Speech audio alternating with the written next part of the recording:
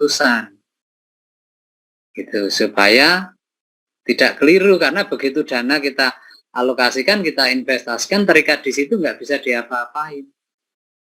Kita akan kehilangan banyak kesempatan, kita akan kehilangan banyak peluang. Kemudian jangan sampai terjadi misalnya kita beli mesin harganya mahal, baru dipakai sebentar jadi besi tua. Kenapa? Muncul teknologi yang lebih baru sehingga mesin lama menjadi tidak efektif lagi. Misalnya bangun gedung ternyata banyak kapasitas yang menganggur. Jadi, namanya terjadi over investment, gitu ya. Beli mesin 2 ternyata yang dipakai hanya 1,5, ada idle capacity. Ya, dan seterusnya. Jadi karena dana yang terikat jumlahnya besar dan periode terikatnya dana dalam waktu lama, maka perlu kehati-hatian. Maka kita kemudian membuat namanya feasibility study atau studi kelayakan. Benar enggak nih keputusan bangun gedung? Maka kemudian dihitung berapa lama uang yang saya gunakan untuk bangun gedung itu akan kembali. Dihitung payback periodnya, dihitung net present value-nya, NPV-nya, dihitung internal rate of return-nya, dihitung profitability index-nya, dan seterusnya. Itu hanya sebagai indikator. Indikator-indikator untuk melihat apakah kita ini sudah mengambil keputusan yang tepat atau tidak. Dengan indikator-indikator itu terhadap keputusan investasi jangka panjang yang telah kita buat. Intinya di situ diskusi kita malam hari ini, dan berbagai kriteria atau indikator yang kita gunakan untuk menilai tadi, pendekatannya juga sangat sederhana. Pendekatannya hanya membandingkan antara cost dan benefit. Cost-nya adalah berupa pengeluaran atau investasi untuk aktiva tetap itu cost, dan benefitnya adalah berupa manfaat yang akan diterima dari investasi itu, misalnya manfaat dari membeli mesin, manfaat dari membangun gedung, manfaat dari membeli kendaraan. Dan kalau besar manfaatnya ya berarti keputusan itu bisa dibenarkan, kalau besar cost-nya ya keputusan itu tidak bisa dibenarkan, gitu. Jadi beli mesin misalnya harganya 10 juta, ditaksir mesin bisa digunakan selama 5 tahun, dan setiap tahun misalnya bisa memberikan penghasilan bersih 4 juta, 4 kali 5 20 juta, belinya 10 juta. Kalau ini menguntungkan, ini belum tentu. Harus dicek ya. Setelah pendapatan yang 4 juta per tahun tadi kita present value-kan, kita hitung nilai sekarangnya, karena 10 jutanya kita mengeluarkannya sekarang, sementara 2 jutanya masih akan kita terima, 4 jutanya akan kita terima setiap akhir tahun pertama sampai tahun kelima. Nilainya sudah berbeda. Nah, kalau kita nilai sekarang berapa? Sama-sama kita nilai sekarang, besar pengeluarannya atau besar pendapatannya dalam bentuk present value misalnya. Nah, jadi sederhana itu menilai kelayakan dari keputusan investasi pada pos-pos aktiva tetap. Nah, maka untuk memahami keputusan investasi di aktiva tetap ini, kita harus memahami konsep cash flow, konsep aliran kas. Pada prinsipnya, cash flow itu ada 3 bentuk cash flow. Tetapi umumnya orang menyederhanakan menjadi 2 bentuk cash flow saja. Kalau 3 bentuk cash flow itu apa sih? Yang pertama adalah cash outflow, aliran kas keluar. Ini tidak lain adalah pengeluaran untuk investasi tadi. Ada yang menggunakan istilah ya net investment gitu aja. Ada yang menggunakan istilah capital outlays atau pengeluaran barang modal. Ada yang menggunakan istilah original investment atau initial investment ya. Gampangnya ini cash outflow saja. Atau beberapa literatur ya menggunakan istilah net cash flow. Net cash outflow, maaf. Ya. Yang kedua, konsep cash flow yang kedua adalah operasional cash flow. Ya, jadi aliran kas untuk operasional kadang dipisah. Untuk investasi sendiri, untuk operasional sendiri. Kalau saya itu saya satukan aja, ya berarti cash outflow dijumlahkan dua-duanya adalah aliran kas keluar. Nah, kemudian yang ketiga adalah cash inflow atau sering diistilahkan NCIF, net cash inflow atau aliran kas masuk bersih.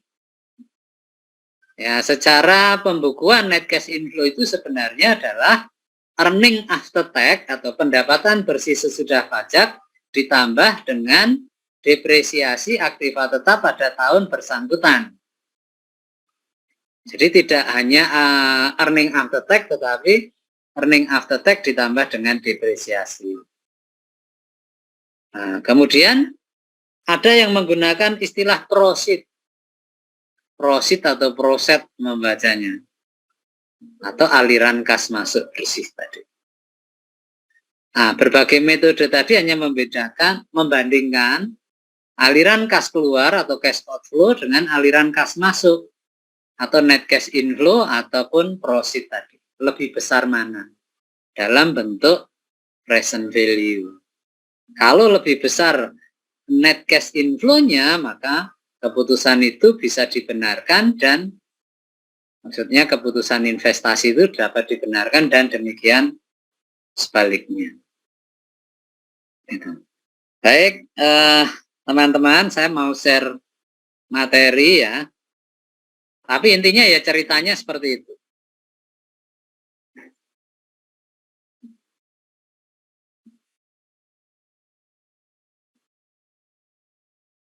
Ya, kalau di silabi saya tulis materinya adalah time value of money dan keputusan investasi pada pos-pos aktiva tetap. Jadi materi time value of money atau nilai waktu uang ini sebenarnya hanya materi pengantar saja. Sebelum kita membahas berbagai metode atau berbagai kriteria penilaian investasi pada aktiva tetap. Ya. Kenapa perlu membahas konsep nilai waktu uang? Karena tadi kita harus membandingkan cost dan benefit. Cost-nya jelas, aliran kas keluar yang kita keluarkan saat ini untuk investasi, berarti bentuknya sudah present value.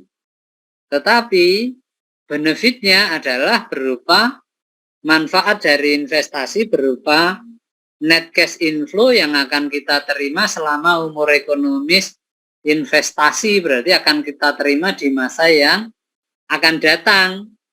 Dan itu tentu nilainya berbeda dengan nilai saat ini. Maka net cash inflow itu harus kita present value-kan dulu.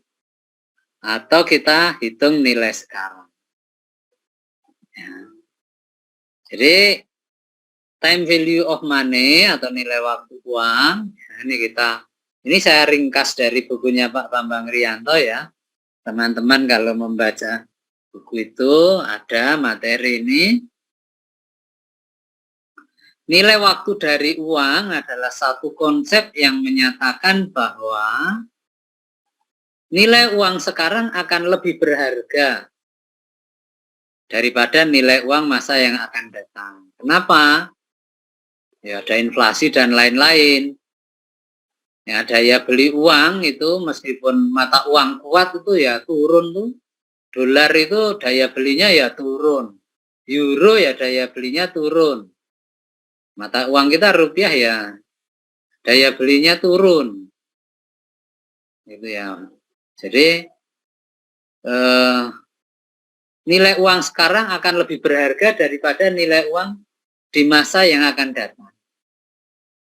Suatu konsep yang mengacu pada perbedaan nilai uang yang disebabkan karena perbedaan waktu.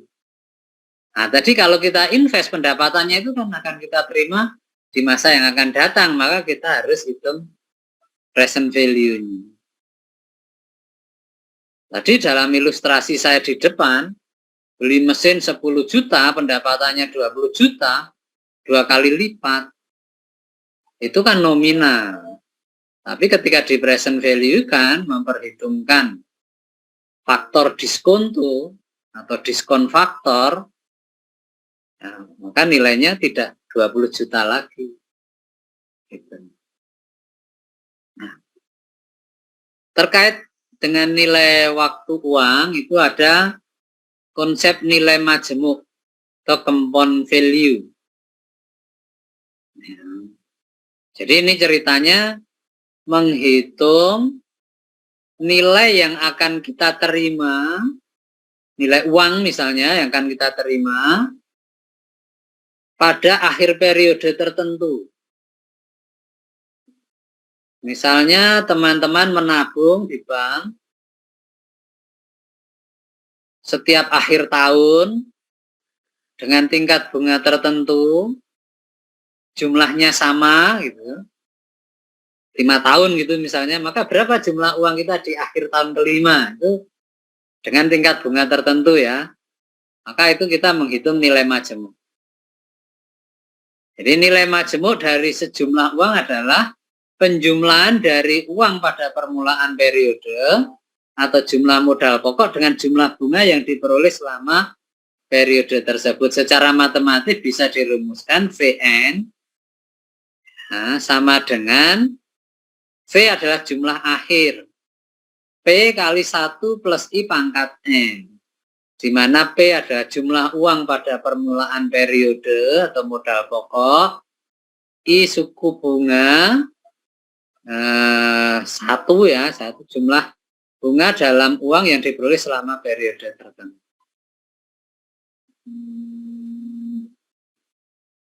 Nah, ini contoh ilustrasi sederhana.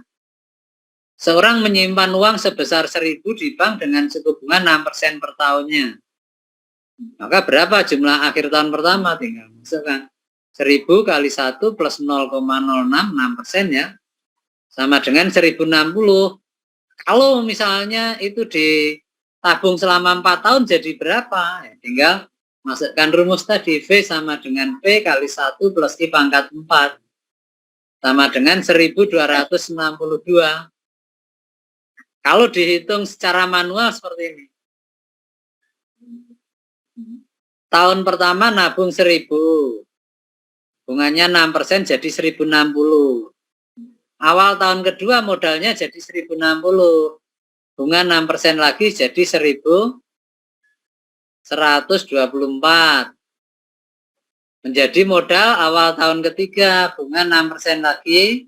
Begitu sampai akhir tahun keempat menjadi sekian. Nah, dengan teknis menghitung seperti ini, maka kita kemudian bisa menyusun tabel bunga majemuk per Rp1. Nah, maka di setiap buku manajemen keuangan, buku statistik, buku matematika, gitu ya, itu di lampiran pasti ada lampiran tabel bunga majemuk seperti ini.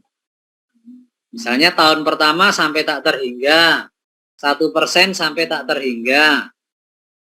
Ya, kalau tingkat bunganya misalnya 5%, atau contoh tadi ya 5% ya. Kemudian kita menabung Rp1. Selama 5 tahun bunganya 5%, maka Rp1 itu menjadi Rp1,276. Ini per Rp1, maka tabel ini kemudian bisa membantu kalau kita mau menghitung dengan bantuan tabel ini. Kalau nggak mau pakai tabel ini ya dihitung secara manual dengan rumus tadi. Nah, misalnya kita mau menghitung nilai majemuk uang sebesar 2.000 selama 5 tahun atas dasar bunga majemuk 5%. Maka tinggal V sama dengan P dikalikan interest factor. Ini interest factor. 5 tahun, 5%, Rp1. Kalau Rp1, 1,276. Lah ini 2.000 ya tinggal dikalikan. Hasilnya 2.552. Kira-kira begitu. Simpel. Berikutnya adalah konsep nilai sekarang atau present value. Ya, ini dimaksudkan untuk menghitung besarnya jumlah uang pada permulaan periode atas dasar tingkat bunga tertentu dari satu jumlah yang akan diterima beberapa waktu kemudian. Misalnya teman-teman ikut asuransi, bayar premi, setelah 10 tahun akan mendapat uang pertanggungan, misalnya 150 juta, banyak sekali. Tapi setelah 10 tahun akan kita terima 10 tahun yang akan datang. Nah, maka kita bandingkan premi yang kita bayar, misalnya tahunan, selama 10 tahun, dengan pertanggungan yang kita terima. 150 juta itu sekarang, hari ini, nilainya sama dengan berapa? Dengan asumsi tingkat bunga tertentu. Gitu. Jadi nanti dihitung kira-kira jumlah premi yang kita bayar dengan uang pertanggungan itu banyak mana, sehingga menarik enggak asuransi itu. Kalau dilihat dari nilainya saja.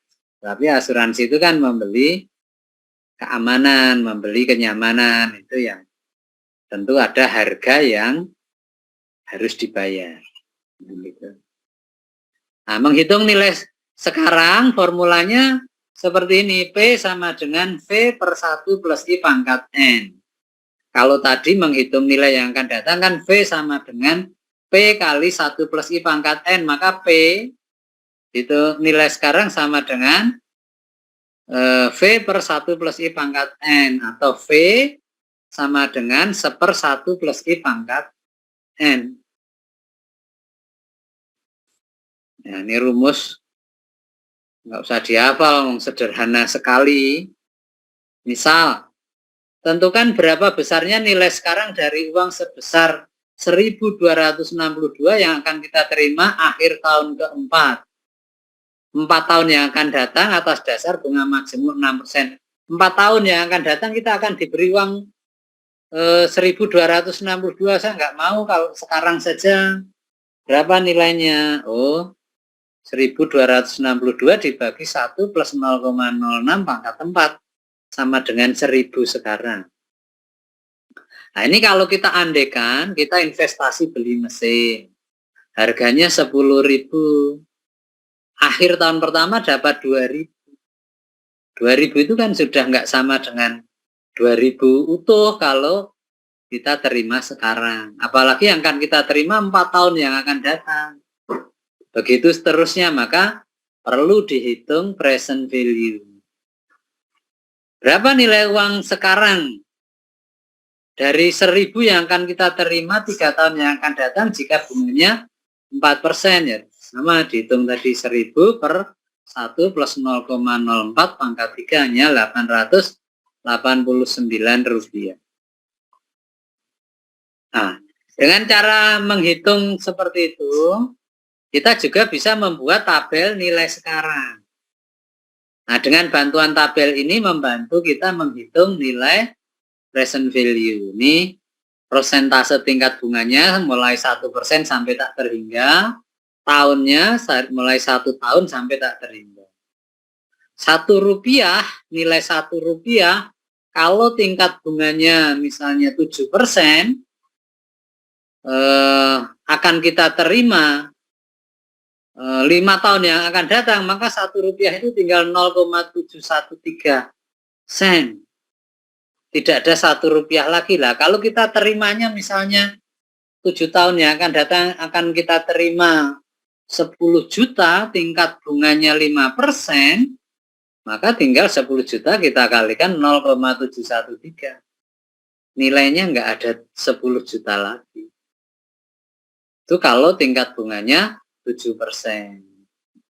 Dan gitu. Jadi dengan bantuan ini bisa memudahkan menghitung dengan bantuan tabel. P sama dengan V kali interest faktor, misalnya 1262 tadi, nilai present value-nya berapa, tinggal tadi kan berapa tadi? 6% 4 tahun. 6% 4 tahun. Interest faktornya 0,792 kali 1000. Oh, ternyata hanya sama dengan 1000.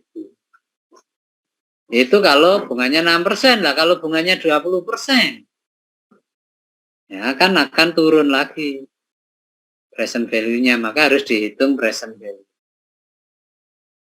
Kemudian di konsep time value of money itu ada istilah annuity atau anuitas. Annuity itu adalah deretan atau series pembayaran dengan jumlah uang yang tetap selama sejumlah tahun tertentu.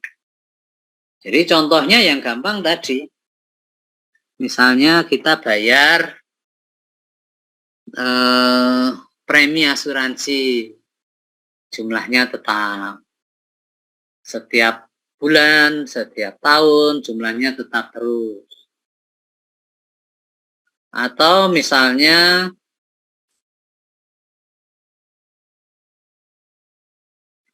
ya pokoknya jumlah pembayaran yang jumlahnya selalu tetap. Itu annuity per tahun, ini annuity berarti tahunan. Setiap tahun tetap. Nah, tadi contoh investasi tadi misalnya, oh pendapatannya tetap misalnya 5 juta per tahun selama 5 tahun. Maka ada rumusnya untuk menghitung. Ini rumus. Contoh menghitung nilai majemuk dari anuitas misalnya.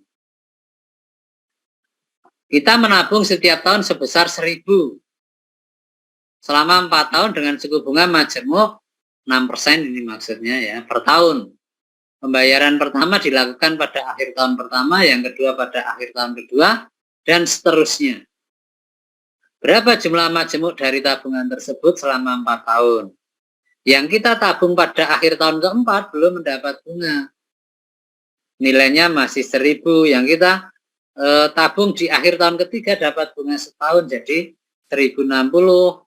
Yang kita tabung pada akhir tahun kedua dapat bunga 2 tahun sehingga jadi sekian. Begitu seterusnya dijumlahkan, oh jumlahnya 4.375. Ini anuitas. Ya. Maka dengan rumus tinggal dimasukkan, hasilnya sama. Jadi kalau teman-teman kembali ke asuransi tadi, bayar premi per tahun jumlahnya tetap dengan tingkat bunga tertentu, bisa dihitung sebenarnya pembayarannya itu berapa totalnya, pertanggungannya berapa. Contoh tabel dengan cara menghitung tadi kemudian juga bisa dibuat tabel bunga majemuk untuk anuitas per Rp1. Nah, dengan bantuan tabel ini memudahkan untuk menghitung. Demikian juga anuitas, nilai sekarang dari satu anuitas kita akan diberi Rp1.000 nanti akhir tahun pertama, akan diberi Rp1.000 lagi akhir tahun kedua, akan diberi Rp1.000 lagi akhir tahun ketiga, keempat, dan seterusnya. Ini kan sama dengan investasi. Oh, besok akhir tahun estimasi pendapatan kita 1 juta, akhir tahun kedua 1 juta, akhir tahun ketiga. Nah, itu semua kan harus kita hitung nilai sekarangnya. Maka dihitung present value-nya. Ternyata 1.000 yang kita terima 4 tahun yang akan datang, kalau bunganya 6% itu hanya sama dengan 792. Sehingga Kalau di jumlah kita nggak terima 4 juta, tetapi hanya terima 3.465.000 misalnya. Nah, ini dibandingkan nantinya dengan pengeluaran investasi. Ini kalau pakai rumus satuanitas prinsip sama. Dari cara menghitung tadi kemudian bisa dibuat tabel untuk membantu proses perhitungan seperti tadi. Oke, itu saya kira nggak ada masalah ya, materi pengantar ketika kita membahas keputusan investasi pada pos-pos aktiva tetap atau capital budgeting. Mungkin ada komentar, ada pertanyaan sebelum saya lanjut. Silahkan kalau ada yang mau bertanya atau komentar, silahkan. Simpel ya, terlalu simpel ya. Ya. Kalau sudah clear ya lebih baik saya lanjutkan.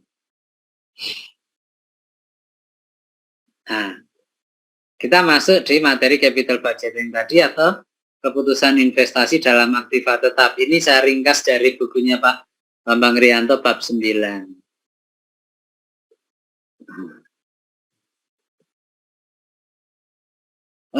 Ini kembali mencoba memahami perputaran dana, perbedaan perputaran dana antara aktiva lancar dan aktiva tetap.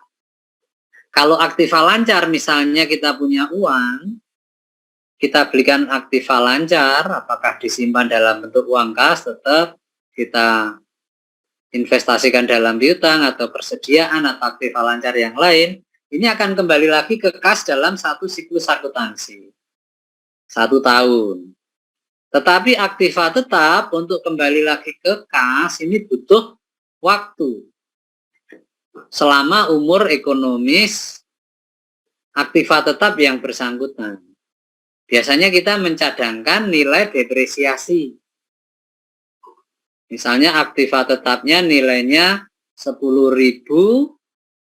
ditaksir umur ekonomisnya 5 tahun, maka kita mencadangkan misalnya metode depresiasinya garis lurus, mencadangkan Rp2.000 per tahun, sehingga akhir tahun kelima kita dapat uang 10.000, ya, dan uang 10.000-nya itu untuk mengganti aktiva tetap yang lama. Sehingga proses kembalinya butuh waktu lama. Ini bedanya di situ. Tidak sekali berputar kembali. Beda dengan pos-pos yang ada di modal kerja untuk aktiva lancar.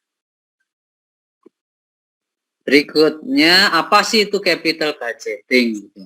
Penganggaran barang modal. Jadi membuat perencanaan, membuat evaluasi, memutuskan penganggaran untuk barang modal atau untuk pos-pos aktiva tetap tadi.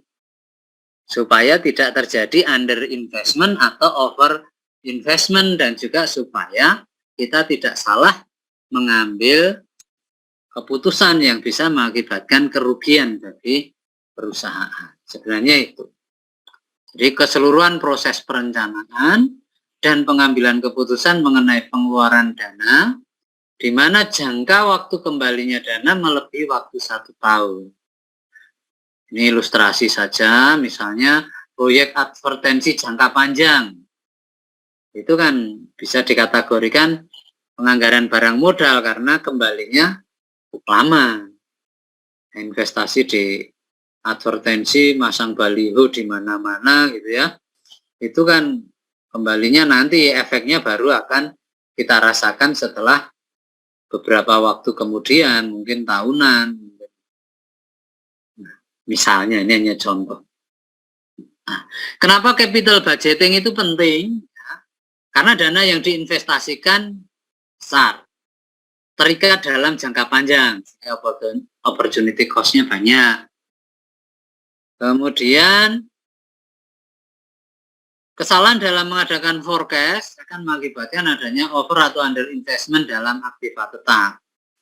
Jadi bangun gedung kalau akhirnya cuma mangkrak gitu ya, Wisma Atlet, Hambalang gitu ya, Nah, ini kan rugi besar, gitu ya. Mangkrak karena proyeknya tidak bisa berlanjut. Kenapa tidak berlanjut? Karena dananya dikorupsi, kan gitu. Misalnya begitu. Kemudian pengeluaran dana untuk keperluan tersebut biasanya memiliki jumlah yang besar, oke. Kembalinya lama. Kemudian kesalahan pengambilan keputusan mempunyai akibat yang panjang dan berat, ya otomatis ya, karena melibatkan investasi dalam jumlah besar. Nah, kemudian capital budgeting ini pada prinsipnya kita melakukan evaluasi terhadap keputusan investasi yang kita buat supaya tidak keliru dengan menggunakan berbagai kriteria penilaian yang tadi sudah saya sebut. Nah, yang dimaksud dengan investasi sendiri bisa berupa replacement. Mesin yang ada sudah sering rusak, biaya maintenance-nya tinggi, mau diganti dengan yang baru. Benar enggak? Bisa dibetulkan enggak keputusan mengganti mesin lama dengan mesin yang baru ini? Investasi penambahan kapasitas, usul penambahan mesin atau pembukaan pabrik baru misalnya. Jadi sudah punya mesin 2, tambah 2 lagi. Betul enggak ini keputusan menambah kapasitas ini misalnya. Kemudian bisa memang membangun proyek baru ya, kita mau membangun usaha baru ini ya, atau investasi lain-lain yang melibatkan dana dalam jumlah besar dan kembalinya lama. Tadi sudah saya singgung di depan, perlu memahami konsep cash flow. Ada secara prinsip ada 2, meskipun tadi ada 3 ya. Ada cash outflow, net outflow of cash, ada cash inflow atau net annual inflow of cash, dan ada operational cash flow. Operational cash flow sebenarnya bagian dari net outflow of cash atau original investment. Nah, metode yang kita gunakan untuk melakukan penilaian tadi ada 4. Ada payback, sebenarnya masih ada yang lainnya. Payback period, NPV, ARR, IRR, ada profitability ratio, dan seterusnya. Apa itu? Yang pertama payback period. Nih, indikator-indikator ini juga sangat sederhana. Sesuai namanya, period ya, periode. Payback itu bisa diartikan pengembalian. Jadi menghitung, misalnya kita investasi 10 juta, berapa sih 10 juta saya kembali dengan menggunakan pendapatan yang diharapkan akan diterima dari investasi tadi. Makin cepat kembali makin baik, karena begitu kembali bisa diinvestasikan di tempat lain.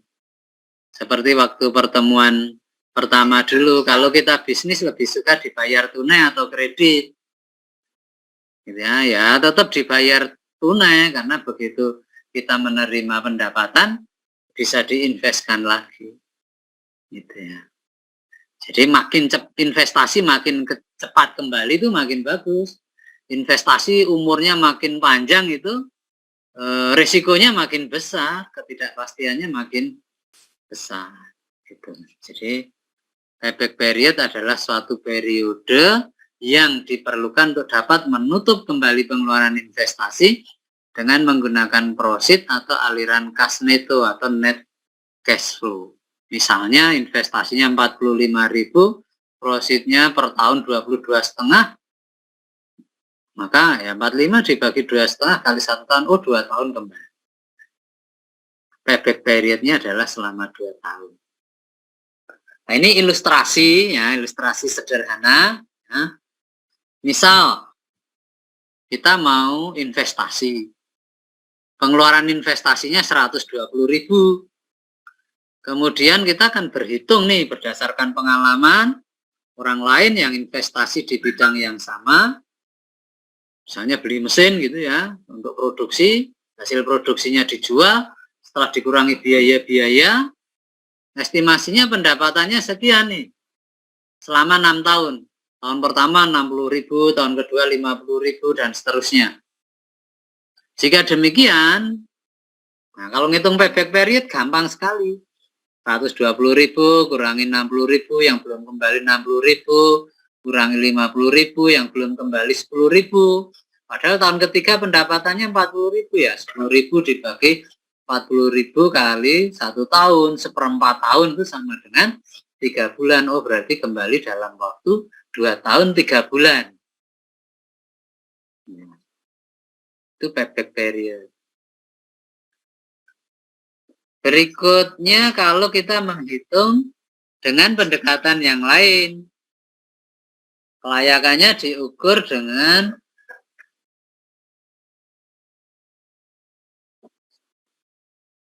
indikator NPV. NPV itu Net Present Value atau nilai sekarang bersih. Ya, nilai sekarang bersih atau Net Present Value itu adalah selisih antara present value atau nilai sekarang dari proceed. Ya, proceed itu ini aliran kas masuk bersih tadi. Ini disebut dengan proceed atau NCIF atau Net Cash Inflow. Ya, present value dari proceed. Bagaimana menghitung present value? Dikalikan dengan diskon faktornya atau tingkat bunganya berapa. Nah, diskon faktor itu bagaimana sih logikanya? Ya, logikanya begini. Misalnya, saya punya 10 juta. Saya depositokan, saya dapat bunga 6%. Nggak ngapa-ngapain, 6%. Kalau saya belikan obligasi, saya dapat 7,5%. Tetapi ya mulai tidurnya nggak nyenyak, ada risiko gitu ya. Kalau yang menerbitkan obligasi nggak bisa bayar. Kalau saya belikan saham, wah ini 25% pendapatannya, tetapi resikonya juga banyak gitu ya. Nah, maka kalau deposito saja saya nganggur dapat 6%, sekarang saya mau bikin usaha nih, ngurusi karyawan, ngurusi pegawai, beli bahan baku, harus promosi, harus macam-macam, maka saya kan tidak mau 6%. Maka saya menetapkan syarat, saya mau masuk di bisnis ini kalau tingkat pengembaliannya 10%. Nah, itu namanya required rate of return. Tingkat pengembalian yang disyaratkan oleh pemodal.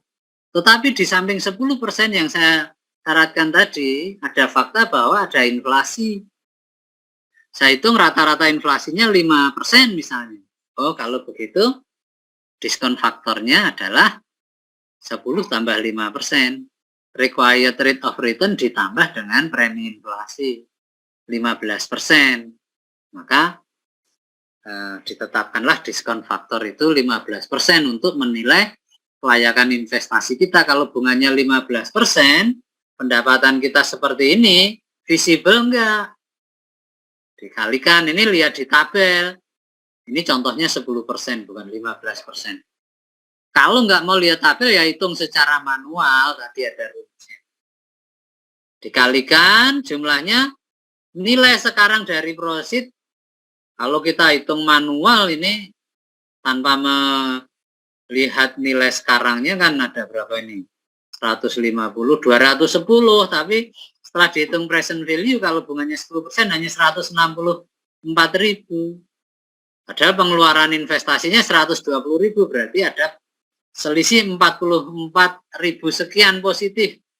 Selama NPV-nya positif, maka keputusan investasi ini bisa dibenarkan atau visible.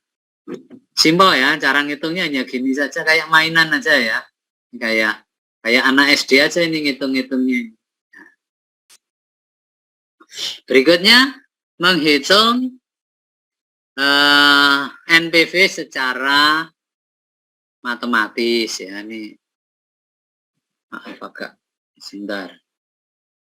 Kok nggak bisa saya slideshow-nya saya hentikan, nggak bisa.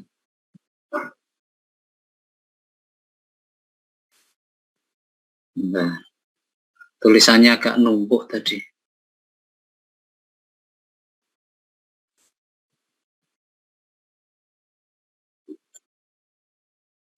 Masih kembalinya gini. Oke, enggak apa-apa gini.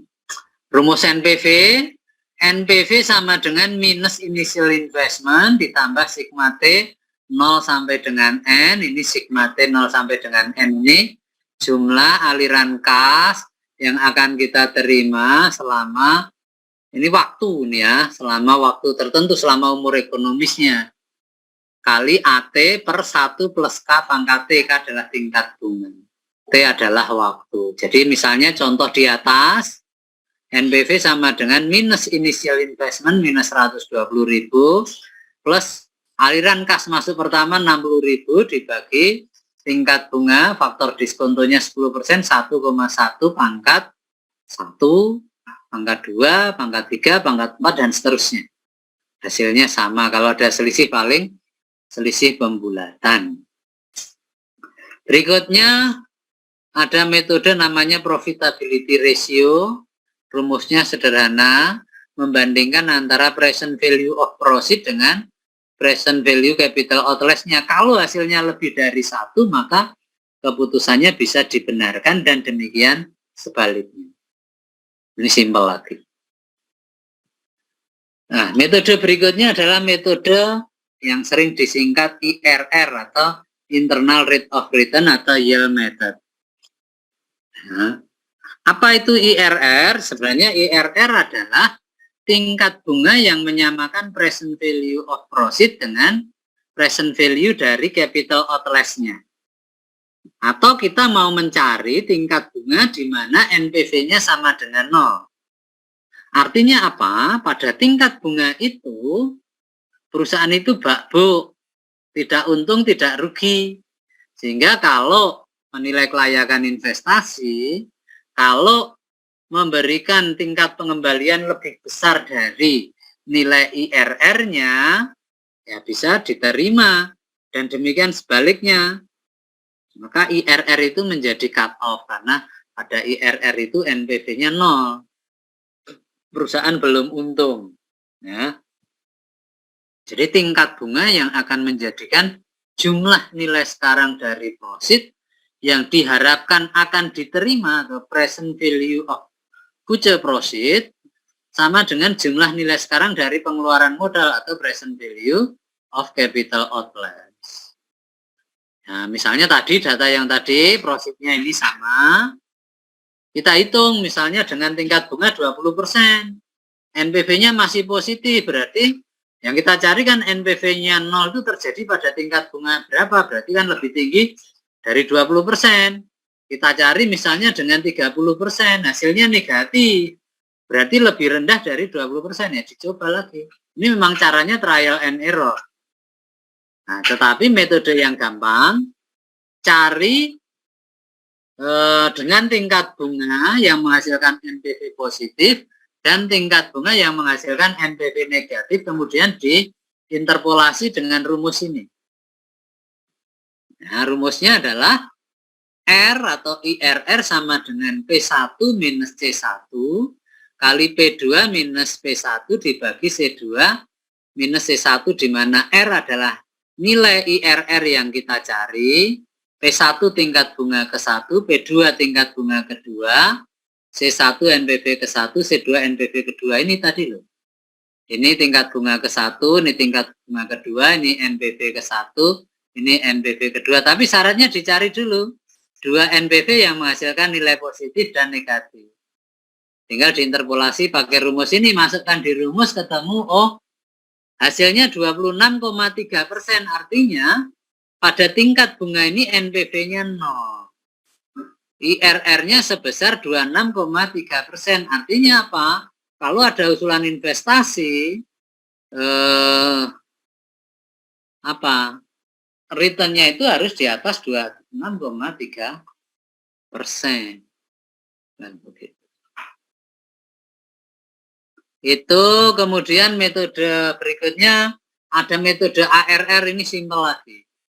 Accounting rate of return hanyalah perbandingan antara earning after tax dibagi dengan initial investment kali 100%. Hasilnya berapa persen? Kalau hasilnya lebih besar dari ARR minimum yang disyaratkan oleh pemodal atau lebih besar dari required rate of return yang disyaratkan oleh pemodal tadi, maka keputusannya investasi bisa diterima dan demikian sebaliknya. Ya. Ini lain, itu sudah lain. Itu gambarannya, gambaran berbagai metode penilaian investasi. Bentar.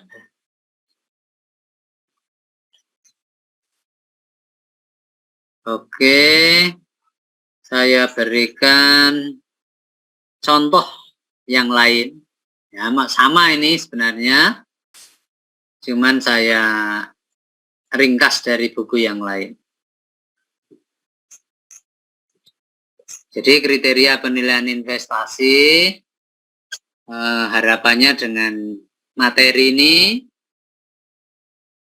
kita dapat memahami apakah keputusan investasi atau gagasan usaha dapat memberikan benefit, baik dilihat dari financial benefit maupun social benefit. Penilaian rencana menggunakan berbagai metode tadi. Hasilnya ini menjadi indikator untuk menilai, untuk menerima atau menolak suatu rencana investasi. Perkiraan cash inflow dan cash outflow merupakan alat kontrol, ya, dalam penilaian tadi. Hasil perhitungan sebagai bahan pertimbangan untuk mengambil keputusan.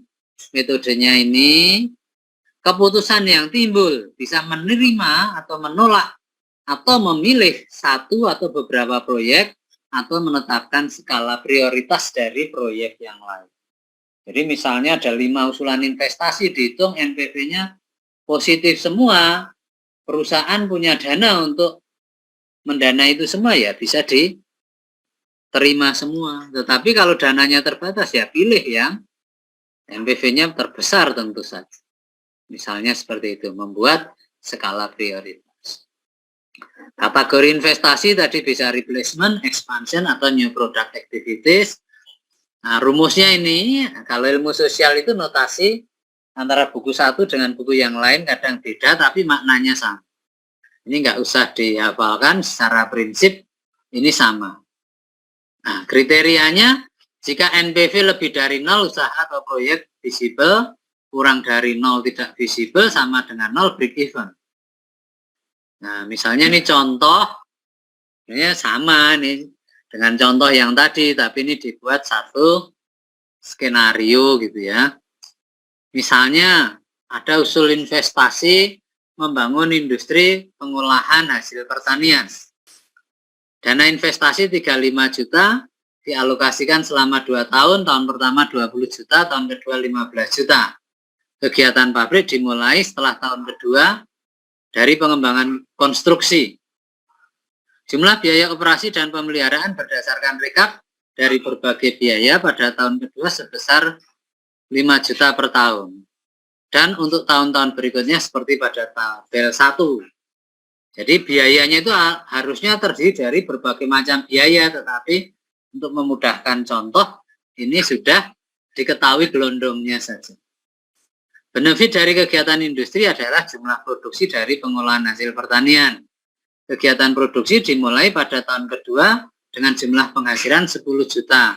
Sedangkan tahun-tahun berikutnya seperti terlihat pada tabel 1. Berdasarkan data di atas, apakah rencana pembukaan industri yang mengolah hasil pertanian tersebut layak untuk dikembangkan? Bila dilihat dari segi NPV dengan diskon faktor sebesar 18%. Nah, maka bisa dihitung seperti ini. Ini sama langkah-langkahnya. Investasi tahun ke-0 20 juta. Total cost 20 juta. Net benefit minus 20 juta. Diskon faktor 18%. Tahun ke-0 Rp1 masih sama dengan Rp1. Present value-nya minus 20.000. Tahun kedua 15 juta. Total cost-nya 15 dan seterusnya. Nah, baru beroperasi di tahun kedua, biaya operasinya 5 juta tadi diketahui. Tahun berikutnya seperti ini. Nah, ini mestinya terdiri dari berbagai komponen biaya. Tapi ini cara mudahnya, oh totalnya sekian gitu ya. Kemudian total cost-nya ya sama. Total benefit adalah, ini benefitnya dulu, net benefit, benefit dikurangi total cost. Diskon faktor 18%, lihat di tabel, 18% tahun kedua dan seterusnya. Dikalikan, oh present value-nya sekian. Ya, NPV-nya sebesar ini lebih dari 0, berarti gagasan usaha atau proyek layak untuk diusahakan. Nah, ini ada catatan. Perkiraan cash inflow dan cash outflow yang menyangkut proyeksi harus mendapat perhatian. Ini kan kita mau bikin pabrik gitu kan. Cash inflow-nya ini, benefit cash inflow. Wah, nanti tahun kedua kita untungnya 10 juta. Tahun ketiga kita untungnya 12 juta. Tahun ke-10 kita untungnya 45 juta. Ini kan baru proyeksi. Proyeksi berdasarkan apa? Oh, perkiraan omsetnya, perkiraan harganya, dan seterusnya, maka ketemu proyeksi ini. Demikian juga biaya. Oh, tahun pertama itu tarif telepon sekian, tarif listrik sekian, biaya tenaga kerja sekian, dan lain-lain. Akhirnya ketemu 5 juta. Tahun kedua naik karena UMR-nya naik, tarif listrik naik, BBM-nya naik. Apa? Ini kan asumsi nih. Nah, maka ketika membuat proyeksi ini harus hati-hati. Kalau proyeksinya salah ya hitungannya nggak berarti apa-apa. Nggak bisa digunakan sebagai dasar pengambilan keputusan. Tetapi kalau proyeksinya benar, ya hasil perhitungannya bermakna untuk pengambilan keputusan. Gitu. Maka perkiraan cash flow harus mendapat perhatian. Perkiraan benefit harus diperhitungkan dengan menggunakan berbagai variabel, misalnya perkembangan tren, potensi pasar, perkembangan proyek sejenis di masa yang akan datang, perubahan teknologi, perubahan selera konsumen, dan seterusnya. Nah, ini membuat proyeksi, orang bisnis itu kan membuat proyeksi. Gitu ya. Maka harus hati-hati. Di nilai NPV-nya, proyeksinya harus betul nih.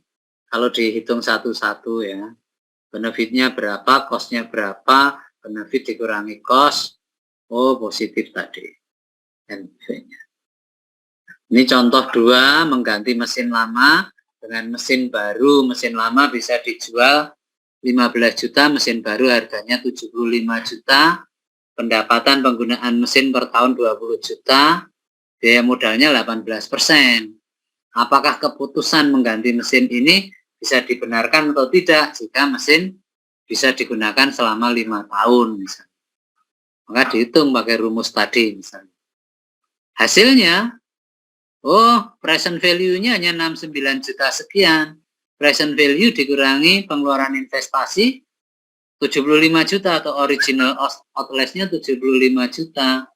Maka negatif nih hasilnya, NPV-nya negatif. Sehingga keputusan ini tidak visible atau tidak bisa dibenarkan. Menghitung IRR sama dengan tadi prinsipnya ya, hanya ini dengan data yang ada di sini. Yang lain-lain sama nih, benefit cost ratio, gross profit ratio, profitability ratio. Nah ini payback period ya sama ini payback period. Oh bukan, ini bukan payback period. Payback periodnya malah enggak dibahas yang ini. Tapi prinsip sama gitu ya. Ini hanya contoh yang lain. Oke, simpel ya. Bapak Ibu, teman-teman, silahkan kalau ada pertanyaan, ada komentar, ada sharing, kalau ada yang tidak jelas.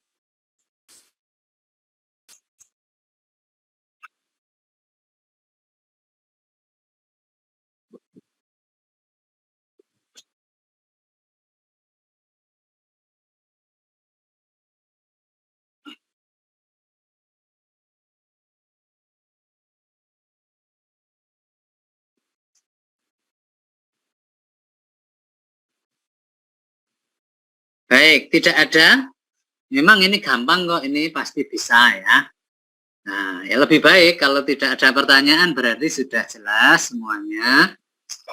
Nah, itu menilai apakah keputusan investasi pada pos-pos aktiva tetap itu bisa dibenarkan atau tidak dengan menggunakan kriteria-kriteria tadi.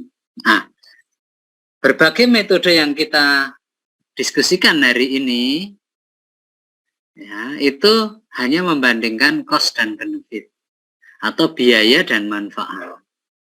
Tetapi sebenarnya masih ada faktor lain yang harus dipertimbangkan ketika orang mengambil keputusan investasi. Jadi kalau orang investasi itu berpikirnya dua hal. Yang pertama adalah tentu profit atau keuntungan, tetapi lebih pas menggunakan istilah return atau tingkat pengembalian, lebih pas lagi menggunakan istilah expected return atau tingkat pengembalian yang diharapkan. Kenapa expected? Karena itu sifatnya masih harapan, belum kepastian, baru proyeksi. Maka orang investasi yang pertama dipikirkan adalah expected return. Yang kedua apa? Kemungkinan expected return itu menyimpang. Berharap untung 10.000, kenyataannya hanya 8.000. Kenyataannya hanya 9.000. Atau yang kemudian dalam terminologi manajemen keuangan, itu kita istilahkan dengan risiko. Orang selalu mempertimbangkan antara expected return dan risikonya. Nah, metode-metode tadi belum ngomong risiko. Kita hanya lihat, oh yang NPV-nya positif, paling tinggi. Oh yang payback period-nya paling besar. Oh yang profitability index-nya lebih dari 1 dan seterusnya. Tetapi kita belum berhitung risikonya. Gitu. Maka hal lain yang perlu diperhitungkan dalam keputusan investasi adalah risiko. Nah, bicara mengenai risiko, secara prinsip ada 3 kelompok orang preferensinya terhadap risiko. Ada orang yang senang terhadap risiko, ada yang netral terhadap risiko, dan ada yang benci terhadap risiko atau risk averse. Setelah diteliti lagi, ternyata sebagian besar orang itu masuk kelompok yang benci risiko atau tidak senang dengan risiko. Kenapa begitu ya? Karena orang itu rasional. Orang nggak mau rugi dengan investasinya. Nah, dengan demikian maka orang akan melakukan berbagai upaya untuk bisa mengurangi risiko atau mitigasi risiko. Mitigasi risiko banyak cara bisa dilakukan. Misalnya dengan pilihan instrumen investasi yang berbeda, itu risikonya berbeda. Deposito risikonya beda dengan obligasi, beda risikonya dengan investasi pada aset real, beda risikonya investasi pada saham, beda risikonya pada investasi pada barang antik misalnya. Nah, jadi maka kalau orang pengen yang risikonya rendah ya deposito lah, kan gitu. Orang pengen return yang tinggi, risikonya nggak peduli ya saham mungkin, barang antik mungkin, kan gitu. Nah, maka untuk mitigasi risiko ya dengan cara bijak memilih instrumen investasinya. Yang kedua, untuk mitigasi risiko juga bisa dilakukan dengan meng-hire orang yang dipandang kapabel di bidang. Investasinya tidak langsung, tapi investasinya melalui manajer investasi. Misalnya investasinya dalam bentuk reksadana. Ya, karena meng-hire orang yang dipandang kapabel, maka bisa mitigasi risiko. Yang ketiga, mitigasi risiko bisa dilakukan misalnya dengan membentuk portofolio dalam investasi. Portofolio itu secara prinsip adalah kumpulan atau sekumpulan. Berarti portofolio investasi itu investasinya pada kumpulan aset atau pada sekumpulan aset. Prinsipnya juga sangat sederhana supaya ada subsidi silang. Kalau yang satu rugi, yang lain untung. Ya, prinsip ini dikemukakan pertama kali oleh Profesor Harry Markowitz yang mengatakan don't put the eggs in one basket. Jangan menaruh telur dalam satu keranjang, kalau jatuh pecah semua. Taruh telur dalam banyak keranjang, kalau jatuh satu keranjang masih ada keranjang yang lain. Investasi juga begitu. Ya, jangan taruh dana Anda pada satu kesempatan investasi saja, sekali rugi habis uang Anda, tapi taruh dana Anda pada berbagai kesempatan investasi, sehingga kalau yang satu rugi, yang lain untung. Prinsipnya hanya begitu. Maka kemudian orang membuat portofolio dalam investasinya. Nah, apakah betul dengan portofolio itu bisa mengurangi risiko? Bagaimana sih sebenarnya mengukur risiko itu? Ya, baik investasi pada aset real maupun investasi pada aset finansial. Baik investasi pada aset tunggal maupun investasi pada portofolio. Bagaimana juga supaya kita bisa menyusun portofolio yang baik atau dikenal dengan istilah portofolio yang optimal, gitu misalnya. Nah, maka materi mengenai faktor risiko dalam investasi dan portofolio investasi itu akan kita diskusikan pada minggu depan. Ya, hari ini hanya mengenai investasi pada aktiva tetap itu saja yang saya sharingkan. Minggu depan kita akan bicara risiko investasi dan portofolio investasi. Nah, ini kan sudah pertemuan kelima nih, saya terus nih yang ngomong. Ya, pertanyaan juga nggak pernah ada nih karena sudah paham semua, jadi sudah Core i7 semua gitu ya, ibaratnya komputer ya, bahkan lebih dari Core i7 gitu ya. Jadi sudah pada paham semuanya. Maka minggu depan gantian. Minggu depan tugas teman-teman untuk membaca materi mengenai faktor risiko dalam investasi dan portofolio investasi. Nah, materi itu diringkas dalam bentuk PowerPoint. Dalam bentuk PowerPoint, kemudian minggu depan dipresentasikan. Ya, dipresentasikan di kelas, ya, saling menjelaskan satu sama lain. Nanti kelompok aja tugasnya. Ini ada 17 ya, dibagi 4 kelompok. Ya, dibagi 4 kelompok, kelompoknya bebas, silahkan bentuk sendiri, nanti keempat-empatnya presentasi. Presentasi mengenai faktor risiko dalam investasi dan portofolio investasi. Apa betul sih portofolio itu bisa menurunkan risiko? Bagaimana sih caranya menghitung risiko dan seterusnya? Ya.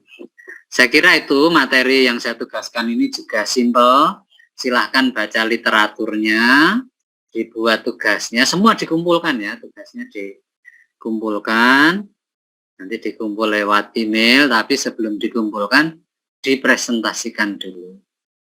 Kalau 4 kelompok presentasi saling menjelaskan gitu, masuk nggak paham, kan pasti paham. Gitu. Demikian saya kira dari saya.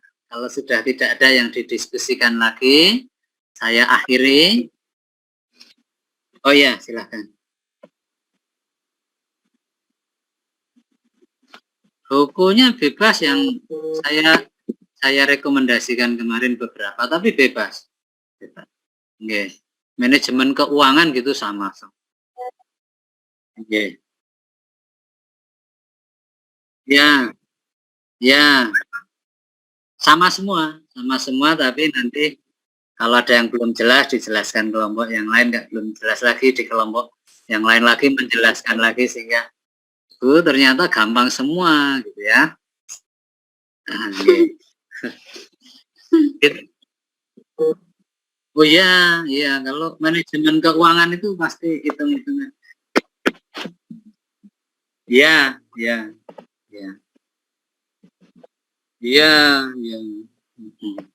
Jadi ya, apa? Ini materinya kok, buku aja. Daftar pustakanya aja ditulis.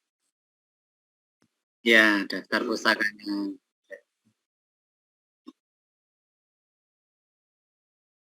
Boleh. Itu ya terjemahan, semuanya terjemahan yang bahasa Indonesia itu. Ada yang lain? Ada yang ada pertanyaan lain? Itu minggu depan online ya Pak ya? Minggu depan online. Ini Semarang. Semarang level 1 lagi nih. Oh, COVID ya? Iya, pengumuman Pak Abu Wali kan naik ke level 1 hari ini. Indonesia 7.000, 6.600 sih, 6.600 kasus hariannya. Kemudian Jawa Tengah itu sudah tembus 700 hari ini. Oh enggak 400. Yang 700 Banten, Jawa Timur sudah 900. Jawa Barat di atas 1.000 hari ini. Jadi terus naik terus, cukup pesat. Ya. Karena varian baru itu loh yang XBB atau apa itu. Iya, Pak, betul. Iya. Ya, mudah-mudahan tidak sampai seperti kemarin-kemarin. Tapi perlu hati-hati, maskernya terutama harus disiplin bermasker lagi. Gitu, cukup nggih? Kalau tidak ada pertanyaan. Pak, saya ada pertanyaan, Pak. Oke. Tadi kan membahas tentang investasi di ganti yang usang, kemudian ada penambahan. Nah, kalau sifatnya ini momen, Pak. Jadi misal pada saat itu mungkin Lebaran itu kan biasanya kita misal contoh dalam jasa pengiriman. Jasa pengiriman pastinya kan di momen-momen akhir tahun ataupun menjelang Lebaran itu banyak kiriman-kiriman. Nah, di situ kan perlu adanya penambahan armada seperti itu, Pak.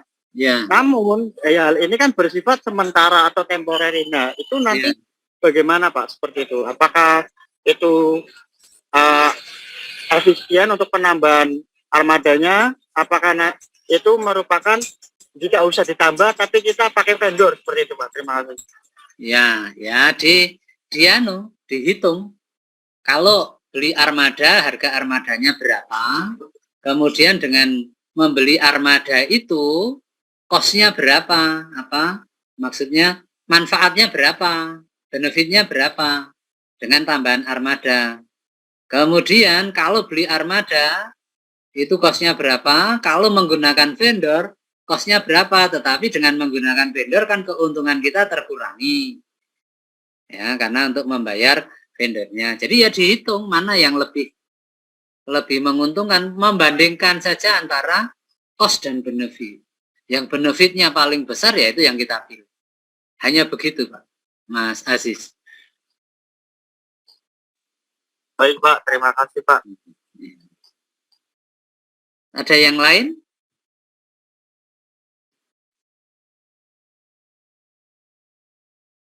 Oke. Kalau sudah tidak ada, tugasnya bukan mengenai yang tadi loh ya. Tugasnya mengenai faktor risiko dalam investasi dan portofolio investasi. Itu nggak ada maksimal slide-nya atau minimal slide-nya berapa gitu, Pak? Ya, makin lengkap makin bagus ya. Detail makin bagus ya. Iya, Pak. Oke, Pak. Itu Mbak Inta ini paling rajin nih, Mbak Inta sama Pak Rosi. Mbak Inta, Pak. Ya. Yang paling rajin Pak Indarto.